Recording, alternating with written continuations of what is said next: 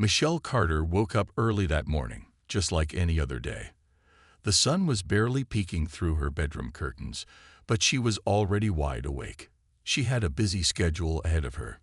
Meetings with key executives, reviewing new marketing strategies, and observing the in-flight service firsthand. Michelle wasn't your typical CEO. Instead of sitting behind a desk all day, she preferred to stay connected to her airline, Sky High Airlines, by traveling undercover. It allowed her to see things from the passenger's perspective and ensure everything ran smoothly.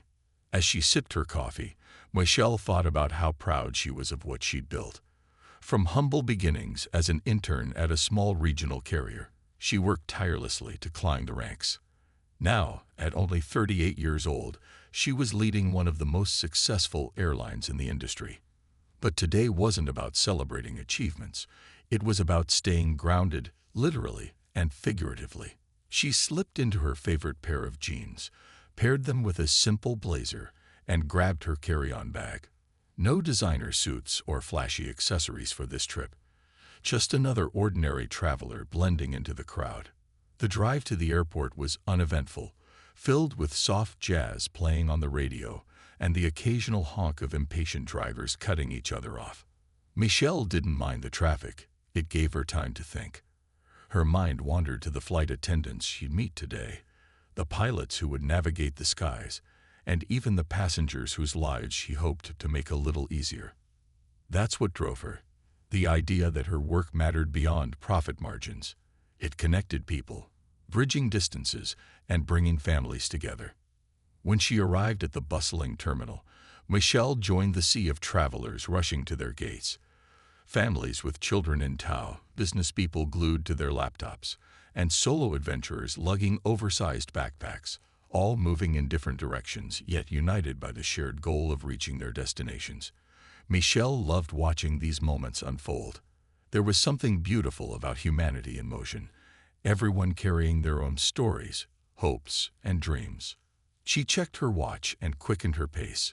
Flight 217 to Chicago was scheduled to depart in less than an hour, and Michelle wanted plenty of time to settle into her seat before takeoff.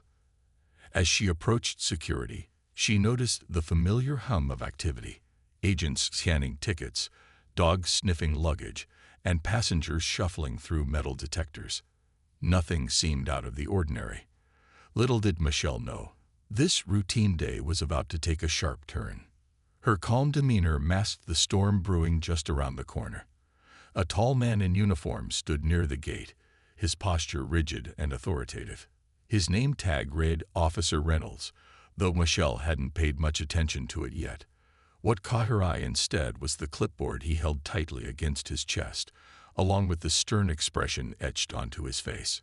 Something about him made her pause for a split second, but she quickly dismissed the thought. After all, why should she worry? She was just another passenger trying to catch her flight. But fate had other plans. Months had passed since the day Michelle Carter stood at the airport gate, humiliated but determined to turn her pain into purpose. Now, as she prepared to deliver a keynote speech at a global leadership conference, she reflected on how far she, and the world, had come because of that single moment. The room buzzed with anticipation as attendees filled the auditorium, eager to hear from the woman who had become a beacon of hope and change. When Michelle stepped onto the stage, the applause was thunderous. She smiled warmly, taking a moment to soak it all in before beginning her talk. "Thank you," she said softly, her voice steady but filled with emotion. "Today, I want to share something deeply personal, a story about struggle, resilience, and redemption." She recounted the events of that fateful day at the airport, not shying away from the raw emotions she felt. The frustration, the embarrassment, the disbelief. But she also spoke about the lessons she learned, that moments of injustice could either break us or fuel us to create something better. For Michelle, it was the latter. Her journey had taught her the power of forgiveness, the importance of accountability, and the need for systemic change. As she wrapped up her speech, Michelle paused and looked out at the audience. "I didn't choose what happened to me that day," she admitted. but I did choose how to respond. And my response wasn't just for me. It was for everyone who has ever been made to feel less than they are. Her words resonated deeply, earning a standing ovation that rippled through the room. Afterward, dozens of attendees lined up to speak with her, sharing their own stories and thanking her for inspiring them to take action in their communities. Among them was Officer Reynolds. He approached her nervously, his hands trembling as he held out a handwritten letter. "Ms. Carter," he began, his voice shaky, "I know there's no excuse for what I did, but I want you to know. I've spent these past months reflecting on my actions, attending training sessions, and trying to be better. This letter is my apology, and my promise to do better moving forward." Michelle took the letter, studying his face for a long moment. She could see the sincerity in his eyes, the weight of regret etched into his expression. While forgiveness didn't come easily, she knew holding on to anger wouldn't serve anyone. Slowly, she nodded. "Thank you for taking the time to write this," she said gently. "It takes courage to admit when you're wrong, and I appreciate your willingness to grow." Officer Reynolds exhaled deeply, relief washing over him. It wasn't perfect closure for either of them, but it was a step toward healing. As he walked away, Michelle tucked the letter into her bag, reminded once again of the complexities of human nature and the potential for redemption. Later that evening, Michelle boarded another flight, this time greeted by cheers from passengers and crew alike.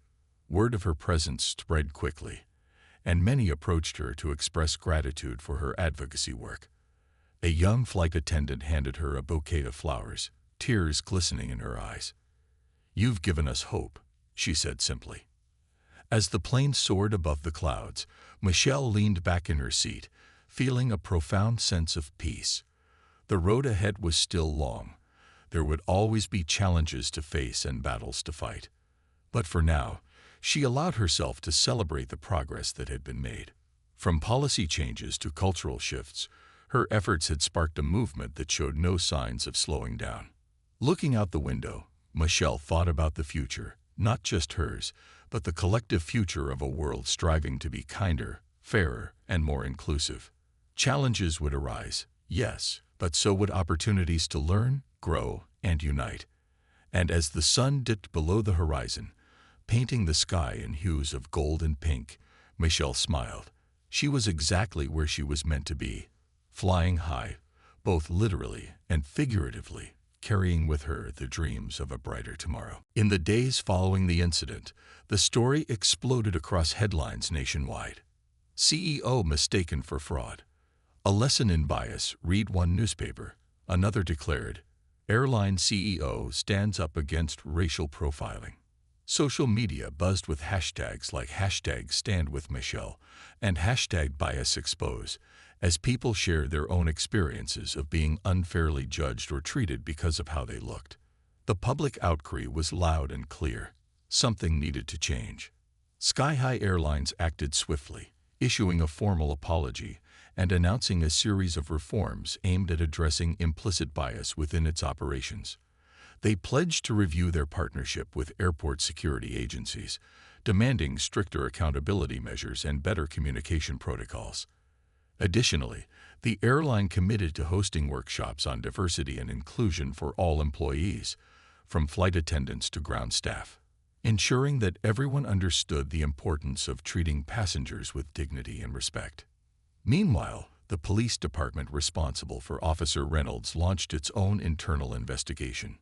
Initial reports revealed that his actions were not an isolated incident, but part of a broader pattern of questionable behavior. Several previous complaints had been filed against him for similar conduct, though none had resulted in significant consequences. This time, however, the stakes were higher. Facing immense pressure from both the public and local government officials, the department suspended Officer Reynolds pending further review. He was also required to undergo mandatory anti-bias training, along with additional courses on cultural sensitivity and de-escalation techniques. For Michelle, the aftermath of the ordeal became a turning point, not just personally, but professionally. She refused to let the experience define her in a negative way. Instead, she channeled her frustration into action, using her platform to advocate for systemic change. Within weeks, she partnered with several civil rights organizations to create educational programs designed to combat bias in law enforcement and corporate environments. These initiatives included interactive workshops, panel discussions, and online resources accessible to anyone willing to learn. One particularly impactful project was a documentary-style video series titled Unseen Barriers. Each episode featured real-life stories of individuals who had faced discrimination due to preconceived notions about race, gender, age, or socioeconomic status. In one segment, Michelle herself recounted her experience at the airport, speaking directly to the camera with raw honesty. "It's easy to dismiss these moments as isolated incidents," she said, her voice steady but filled with emotion. "But when you zoom out, you realize they're symptoms of a much bigger problem. And we can't solve it unless we acknowledge it first." The response to her efforts was overwhelming. Thousands of viewers reached out to share their gratitude, calling Michelle a beacon of hope and resilience. Schools, businesses, and community groups began incorporating her materials into their training sessions, sparking meaningful conversations about privilege, prejudice, and allyship. Even some law enforcement agencies expressed interest in adopting her program as part of their ongoing education efforts. Despite the progress, Michelle remained grounded. She knew that true change wouldn't happen overnight. It would take time, effort, and unwavering commitment from everyone involved. Still, she felt hopeful. Every message of support, every organization that adopted her workshops, and every person who vowed to do better reinforced her belief that humanity was capable of growth. As weeks turned into months, Michelle continued balancing her role as CEO with her newfound activism. Though the spotlight could have easily shifted elsewhere, she stayed consistent, reminding herself why she started this journey in the first place. It wasn't about revenge or retribution. It was about creating a world where no one else would have to endure what she went through. And while there was still work to be done, Michelle took solace in knowing that she had sparked something powerful, a movement toward understanding, empathy, and justice. As Michelle approached the gate, she noticed Officer Reynolds standing near the entrance with a clipboard in hand. His presence seemed unusual because most passengers were already seated or finding their spots on the plane. The atmosphere around him felt tense, almost like he was waiting for someone specific. Michelle didn't think much of it at first. After all, security personnel often double-checked boarding passes and IDs before departure. But when his eyes locked onto hers, something about the way he looked at her made her stomach tighten. "Ma'am," Officer Reynolds said sharply, stepping directly into her path. His tone wasn't friendly. It was firm and commanding. "Can I see your identification?" Michelle blinked, momentarily caught off guard. She smiled politely and handed over her boarding pass and driver's license without hesitation. "Of course," she replied calmly, trying to diffuse any tension. "Is there an issue?" Officer Reynolds barely glanced at the documents before shaking his head. "This isn't enough," he said gruffly. "We've received reports questioning whether this ID belongs to you." Michelle frowned, confusion creeping into her expression. "Reports? What kind of reports?" she asked, her voice steady but tinged with concern. She'd flown hundreds of times before and never encountered anything like this. Her name matched the boarding pass perfectly, and her photo clearly resembled her appearance. Yet, Officer Reynolds didn't seem convinced. "I need additional verification," he insisted, crossing his arms as if daring her to argue. A small crowd began gathering nearby, curious about the unfolding scene. Some people slowed down to watch, while others craned their necks from their seats inside the jet bridge. Whispers started spreading among the onlookers, speculation about why this woman was being singled out. Michelle took a deep breath, reminding herself not to let frustration take over. She reached into her bag and pulled out her passport, offering it to the officer. "Here's more proof," she said evenly. "Does this help clarify things?" But instead of softening, Officer Reynolds grew even more suspicious. He flipped through the pages of the passport, scrutinizing every detail. Then he turned back to Michelle, his gaze cold and unwavering. "You'll have to come with me," he declared, gesturing toward a nearby security office. "Until we can confirm your identity, you won't be allowed to board this flight." The words hit Michelle like a punch to the gut. Never in her life had she experienced such blatant distrust. It didn't make sense. Why would anyone question who she was? She had followed every rule, provided every document requested, and remained cooperative throughout the entire ordeal. Still, Officer Reynolds showed no signs of backing down. Passengers continued to gather around, forming a loose circle around the pair. Some whispered sympathetically, wondering aloud if this was some sort of misunderstanding. Others exchanged skeptical glances, silently questioning whether Michelle might actually be hiding something. The weight of their stares pressed down on her, making her feel exposed and vulnerable. Despite the growing audience, Michelle refused to raise her voice or lose her composure. "I understand the importance of security," she said firmly, addressing both the officer and the crowd. "But I assure you, I am exactly who I say I am. This is my flight, and I just want to get where I'm going." Her calmness only seemed to irritate Officer Reynolds further. "That's what they all say," he muttered under his breath, though loud enough for those close by to hear. He motioned again toward the security office, his patience wearing thin. For Michelle, the situation felt surreal. How could a routine trip turn into such a public spectacle?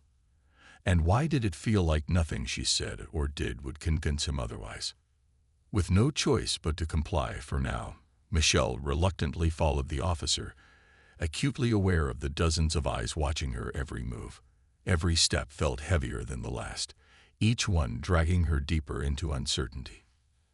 As they disappeared into the security office, whispers erupted behind them, blending into a low murmur that echoed through the terminal. Whatever happened next, Michelle knew one thing for sure. This was far from over. Months after the incident at the airport, Michelle Carter had become more than just the CEO of Sky High Airlines. She was now a symbol of resilience and change. Her story resonated with people from all walks of life, inspiring them to reflect on their own biases and take action against injustice. But for Michelle, this wasn't about fame or recognition. It was about using her experience to drive meaningful, lasting impact. Her advocacy work quickly gained momentum, drawing attention from global leaders, activists, and even policymakers. Invitations poured in for speaking engagements at conferences, universities, and corporate events. At each appearance, Michelle delivered powerful speeches that combined personal anecdotes with actionable advice. She spoke candidly about the humiliation she felt during her encounter with Officer Reynolds, but emphasized that her goal wasn't to dwell on pain, it was to transform it into purpose. One of her most memorable talks took place at the Global Leadership Summit, where she stood before an audience of thousands. Dressed in her signature blazer and jeans, she began by recounting the day everything changed. "That morning," she said, pausing to let her words sink in, "I thought I was just another passenger catching a flight. By the end of it, I realized I'd been given a rare opportunity to shine a light on something many people prefer to ignore: bias." The crowd listened intently as Michelle explained how small assumptions could lead to big consequences. She shared stories from others who had reached out to her after hearing about her ordeal. Stories of being followed in stores, denied promotions at work, or treated differently because of their names, accents, or appearances. Each story reinforced the need for greater awareness and accountability. But Michelle didn't stop at raising awareness. She focused on solutions. Through her partnership with civil rights organizations, she developed a nationwide campaign called See Beyond. The initiative aimed to educate individuals and institutions about implicit bias through interactive workshops, role-playing exercises, and open dialogues. One key component of the program involved bringing together unlikely groups, police officers and community members, executives and entry-level employees, to break down barriers and build mutual understanding. The results were transformative. Participants often left sessions saying they saw the world differently, vowing to approach interactions with empathy rather than assumption. Even Officer Reynolds, still working to rebuild his career after completing his training, attended one of the workshops. Though hesitant at first, he later admitted that hearing first-hand accounts from people who had faced discrimination opened his eyes in ways he hadn't expected. Michelle also used her influence to push for policy changes within industries prone to bias. She worked closely with lawmakers to draft legislation requiring regular anti-bias training for law enforcement officers, educators, and healthcare professionals. Her efforts earned her widespread acclaim, including a prestigious humanitarian award presented by a coalition of advocacy groups. Accepting the honor, Michelle humbly dedicated it to everyone who has ever been told they don't belong, not because of who they are, but because of what someone else assumes they are. Despite her growing fame, Michelle remained deeply connected to her roots. She continued traveling undercover, observing flights and interacting with passengers to ensure her airline stayed true to its mission of inclusivity. On board one flight, a young girl approached her shyly, holding a sketchbook filled with drawings inspired by Michelle's story. "You're my hero," the child whispered. Michelle knelt down, smiling warmly as she thanked her. "No, sweetheart," she replied gently. "You're the hero. You get to grow up in a world that's learning to be kinder, fairer, and more just, all because people like you care enough to make it better." As Michelle returned to her seat, she glanced out the window, watching clouds drift past. For the first time in a long while, she allowed herself to feel proud, not just of what she'd accomplished, but of the ripple effect her actions had created. Change was never easy, and there was still so much work to be done. But as the plane soared higher, Michelle knew one thing for certain. The journey toward equality was well underway, and she was honored to play a part in it. Inside the cramped security office, the air felt heavy and suffocating.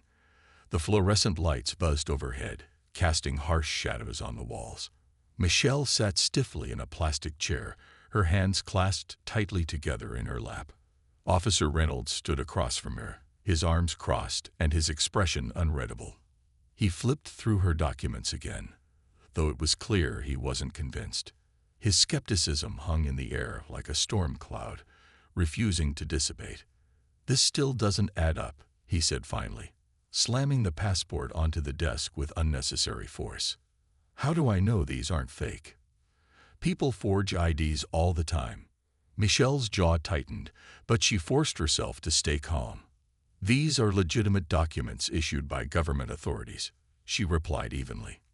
"If you're questioning their authenticity, perhaps you should contact the agencies that issued them." Her suggestion only seemed to irritate him further. "Don't tell me how to do my job," he snapped, his voice rising. "I'm just following protocol here.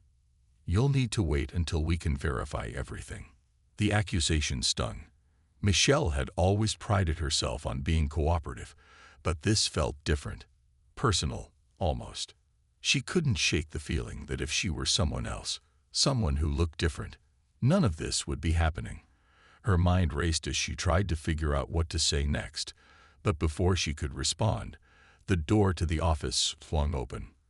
A young airline employee peeked inside nervously, clearly unsure whether she should interrupt. "Excuse me, officer," she began hesitantly. "The plane is scheduled to depart soon. Is there anything I can do to help resolve this?" Officer Reynolds waved her off dismissively. "This doesn't concern you. Just make sure no one boards until we sort this out." The employee hesitated for a moment longer, glancing apologetically at Michelle before retreating back into the terminal. Outside, the murmurs grew louder. Passengers waiting to board had started piecing together what was happening, and the tension was palpable. Some whispered sympathetically about how unfair the situation seemed, while others speculated wildly about why Michelle was being detained. A few even pulled out their phones to record the scene unfolding near the gate. Back in the office, Michelle leaned forward slightly, her frustration bubbling beneath the surface. "Look," she said firmly, meeting Officer Reynolds' gaze head-on. "I've cooperated fully. I've given you everything you asked for. At this point, delaying me any further isn't just inconvenient. It's unacceptable." But her words fell on deaf ears. Officer Reynolds remained unmoved, his stance rigid and unyielding. "Unacceptable or not, I have a duty to ensure safety," he shot back. "And right now, you're raising too many red flags." The phrase hit Michelle like a slap. Red flags. She'd done nothing wrong, nothing to warrant such suspicion. Yet here she was, sitting in a tiny room, treated like a criminal simply because someone decided her appearance didn't match their expectations. It was infuriating, humiliating, and exhausting all at once. Time ticked by agonizingly slowly. Every second felt like an eternity as Michelle waited for some kind of resolution. Meanwhile, outside the office, the crowd continued to grow. Passengers craned their necks to catch glimpses of the woman in question, whispering among themselves. Some openly criticized the officer's behavior, calling it excessive and unnecessary. Others defended him, insisting that security measures were essential. Finally, after what felt like hours, Michelle reached the end of her patience. She pulled out her phone, her fingers moving quickly across the screen. If Officer Reynolds wouldn't listen to reason, maybe someone higher up would. Within moments, she connected with her executive assistant, who immediately sprang into action. Word traveled fast within Sky High Airlines, and soon enough, senior officials were scrambling to intervene. As Michelle ended the call, she noticed a flicker of unease cross Officer Reynolds' face. For the first time since the ordeal began, he seemed uncertain, like he might have made a mistake. But it was too late to turn back now. The damage had been done. And the truth was about to come crashing down on him in ways he couldn't possibly anticipate. The moment Michelle hung up her phone, the atmosphere in the security office shifted. Officer Reynolds, who had been so confident and unyielding just moments ago, now seemed uneasy. He glanced at the clock on the wall, then back at Michelle, as if sensing that something big was about to happen. Outside, the murmurs of passengers grew louder, almost like a wave building momentum before it crashes onto the shore. It didn't take long for the first sign of trouble, or perhaps redemption, to arrive. A tall man in a neatly pressed suit appeared at the doorway of the security office, his polished shoes clicking against the tiled floor. His name tag identified him as Mr. Gregory Hayes, Senior Vice President of Operations at Sky High Airlines. Behind him trailed two other airline representatives, their expressions serious but controlled. "Officer Reynolds," Mr. Hayes said firmly, stepping into the room with an air of authority that immediately commanded attention. "What exactly is going on here?" Officer Reynolds straightened his posture, clearly caught off guard by the sudden arrival of high-ranking officials. "Sir, I'm conducting a routine security check," he explained, though his voice wavered slightly. "There were concerns about this passenger's identity, and I'm following protocol." Mr. Hayes raised an eyebrow, glancing briefly at Michelle before turning his sharp gaze back to the officer. "Concerns? From whom? And based on what evidence?" he pressed, his tone leaving no room for evasion.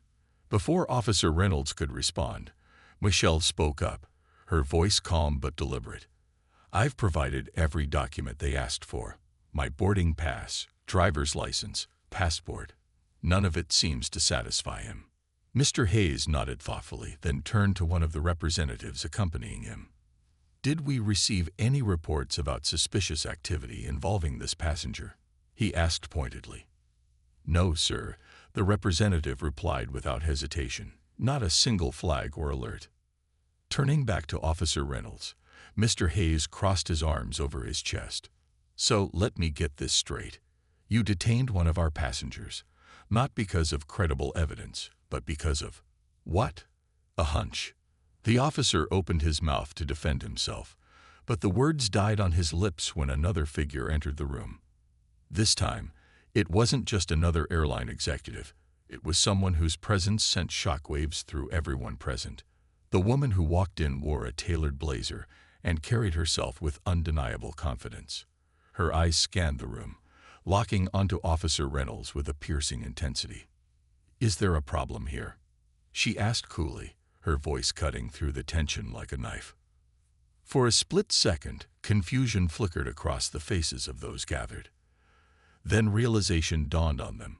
One by one, their jaws dropped. It was Michelle Carter. Not just a Michelle Carter, but the Michelle Carter, the CEO of Sky High Airlines, the very person sitting in front of them, enduring this prolonged ordeal. Officer Reynolds froze, his face flushing red as he struggled to process what was happening. "Ma'am," he stammered, his earlier bravado completely shattered. I didn't realize that I'm the CEO of this airline." Michelle finished for him, her voice steady but laced with quiet anger. She stood up slowly, her height adding to the gravity of the moment. "You stopped me from boarding my own plane. You questioned my identity. Not once, not twice, but repeatedly, and subjected me to public humiliation, all because you decided I didn't look the part." Gasps rippled through the crowd outside the office as word spread like wildfire. Passengers whispered to each other, some shaking their heads in disbelief, while others clapped in support of Michelle. Cameras flashed as reporters, tipped off by curious onlookers, rushed to capture the unfolding drama. Mr. Hayes stepped forward, addressing both Michelle and the mortified officer. "This is unacceptable," he declared, his voice ringing with authority. "We will be launching a full investigation into this incident, and appropriate action will be taken." As the weight of his mistake settled heavily on Officer Reynolds' shoulders, Michelle took a deep breath, composing herself. She knew this moment would define more than just her day. It would become a turning point in how people viewed bias, fairness, and accountability. But for now, she simply looked at the officer and said, "Let's hope this teaches us all something." The room fell silent after Michelle's words, the kind of silence that feels heavy and charged with emotion. Officer Reynolds stood frozen, his face pale and his hands trembling slightly as he clutched the clipboard he'd been so adamant about earlier. For the first time since the ordeal began, he looked genuinely shaken, not just by the realization of who Michelle was, but by the weight of what he had done. The murmurs outside grew louder as passengers pieced together this shocking twist. Some cheered quietly for Michelle, while others stared at the officer with disapproval. Michelle took a step forward, her presence commanding yet composed. She wasn't here to gloat or humiliate him further. She wanted answers and accountability. "Officer Reynolds," she said, her tone measured but firm, "I understand your job is to ensure safety. But tell me this, if I didn't look the way I do, would you have treated me the same way?" Her question hung in the air, sharp and unrelenting. It wasn't just aimed at him. It was meant for everyone in the room, and perhaps even those watching from afar. Officer Reynolds hesitated, his mouth opening and closing like a fish out of water. Finally, he managed to choke out an apology. "Ma'am, I'm sorry. I truly didn't know who you were. I was just following procedure." Michelle nodded slowly, acknowledging his words without accepting them entirely. "An apology is a start," she said, her voice softening slightly. "But let's be clear, this isn't about who I am. This is about how people are treated based on assumptions, biases, and stereotypes. If we don't address these issues, they'll keep happening. To me, to others, to anyone who doesn't fit someone's idea of what a CEO or a passenger or even a human being should look like." Her words resonated deeply, not only with those in the room, but also with the growing crowd outside. Passengers exchanged glances, some nodding in agreement while others whispered among themselves. A few even approached the gate staff to express their support for Michelle, saying things like, "She's absolutely right, and this needs to change." Mr. Hayes, still standing nearby, cleared his throat to break the tension. "Miss Carter," he began respectfully, "on behalf of Sky High Airlines, I want to extend our sincerest apologies for this unacceptable treatment. We pride ourselves on inclusivity and respect, and this incident does not reflect those values. Rest assured, we will conduct a thorough investigation into what happened today, and steps will be taken to prevent it from happening again." Michelle turned to him, offering a small, grateful smile. "Thank you, Mr. Hayes. I appreciate that. But let's make sure this goes beyond internal reviews and memos. Real change requires action, training, dialogue, and accountability. And not just within our airline, but across industries and institutions. Her determination inspired those around her, including some of the airline employees who had initially hesitated to intervene. One young gate agent stepped forward timidly, her voice barely above a whisper. "Miss Carter, can I say something?" When Michelle nodded encouragingly, the woman continued, "I saw what happened, and I didn't speak up because I thought it wasn't my place. But now I realize staying silent only makes things worse. I promise to do better moving forward." Michelle smiled warmly at her, placing a reassuring hand on her shoulder. "That's all any of us can do, learn and grow. Thank you for having the courage to say that." As the situation began to settle, reporters swarmed the area, eager to capture Michelle's reaction. Cameras flashed, microphones were thrust toward her, and questions flew from every direction. "Ms. Carter, how does it feel to be mistaken for someone else?" One journalist asked. Another chimed in. "Do you think racial profiling played a role here?" Michelle paused for a moment, collecting her thoughts before addressing the media. "Today was frustrating and embarrassing, yes," she admitted candidly. "But more than anything, it reminded me why the work we do matters. Safety is important, but so is fairness. Profiling someone based on their appearance undermines both. My hope is that this incident sparks conversations about bias, not just in airports, but everywhere. Because when one of us is treated unfairly, it affects all of us." Her statement drew applause from the crowd, many of whom lingered despite the delayed departure of their flight. Even some airport security personnel watched quietly, visibly affected by her words. As Michelle prepared to finally board her plane, she exchanged one last glance with Officer Reynolds. His expression was a mix of shame and regret, but there was also a flicker of understanding. A sign that maybe, just maybe, this experience would leave a lasting impact on him too.